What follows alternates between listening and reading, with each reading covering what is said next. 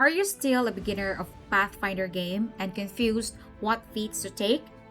Here is a video for you. Hello guys, this is Genuine Gaming, and this is a video about some basic feats in Pathfinder Wrath of the Righteous. I won't be going over all the feats of the game since it will take hours to do so. I just chose some feats that I see are very important and feats that have prerequisites of a good feat.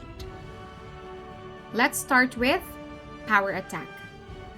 Aside from a prerequisite of so many good feats, Power Attack is the best way to go to scale up your damage output as you increase in your level. Just remember to turn this scale off if you have problems of hitting enemies. If Power Attack is for melee weapons, Deadly Aim feat is for ranged weapons. There is another form of this feat called Piranha Strike. If Power Attack is for Strength build, Piranha Strike is for Dexterity build. However, Power Attack is way better than Piranha Strike, as Power Attack is a prerequisite of so many feats, while Piranha Strike is not. Just make sure to put your Strength score at 13 as not to get locked out from this feat. Other benefits of Power Attack feat. Power Attack is a prerequisite for Cleave and Cleaving Finish feat. Although Cleave is not that useful as a feat, Cleaving Finish gives you an extra attack at your highest base attack bonus against an enemy that is adjacent to the enemy you just killed. Power Attack is a prerequisite to CORNUGON SMASH and Dreadful Carnage. With CORNUGON SMASH, you have a chance to demoralize an enemy every time you hit it with Power Attack. A demoralized enemy is shaken. Shaken enemies take -2 penalty on attack rolls, saving throws, skill checks, and ability checks. With Dreadful Carnage, you have a chance to demoralize nearby foes every time you kill an enemy. CORNUGON SMASH and Dreadful Carnage are super effective, especially if you have high persuasion skill. Point Blank Shot. Point Blank Shot is a must-have for all ranged builds, including spellcasters, who often use ray spells to damage enemies. Examples of ray spells: Scorching Rays, Hellfire Ray, Ray of Enfeeblement, and others. You do not benefit much from Point Blank per se, as it will only give you a +1 bonus on your attack roll as long as you are within 30 feet from your target. But the next feat you will get because you have Point Blank Shot will remove the -4 penalty, which is a lot, in shooting enemies engaged in combat, and that is Precise Shot. Another must-have feat for a ranged build is Rapid Shot. Rapid Shot gives you an additional attack with your ranged weapon: bow, crossbow, throwing axe, javelin, with a -2 penalty to attack rolls.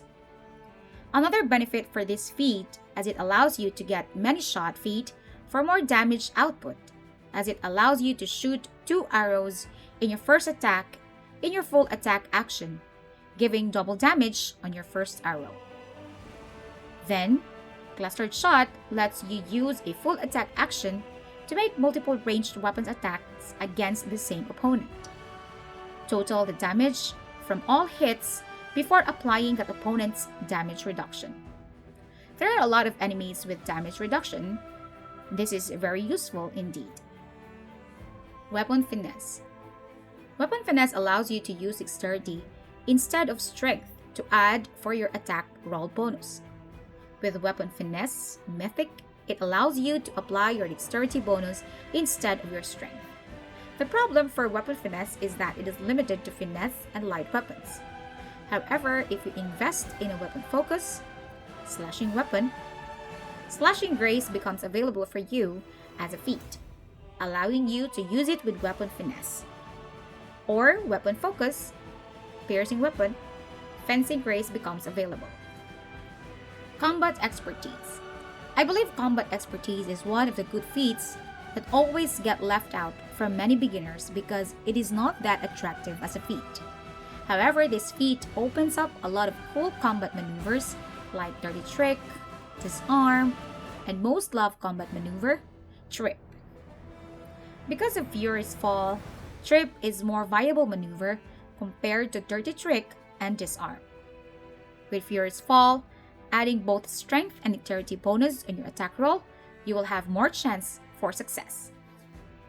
With the combination of dodge and improved unarmed strike feat, Crane Style feat becomes available to you. Crane Style reduces the attack roll you receive from fighting defensively from -4 to -2 and gives you a +1 dodge bonus to your AC. If you have 3 or more ranks in mobility, you gain a +3 dodge bonus to AC instead of +1. So, fighting defensively with Crane feat and a mobility score of 3 will give you a +3 bonus to AC with -2 penalty to attack rolls. This is a good trade-off. By the way, improved unarmed strike is a bonus feat for monks, and if you choose Martial Disciple as your background in character creation. Crane Wing feat gives you another +4, a total of +8 against enemies in melee, with -2 attack roll penalty.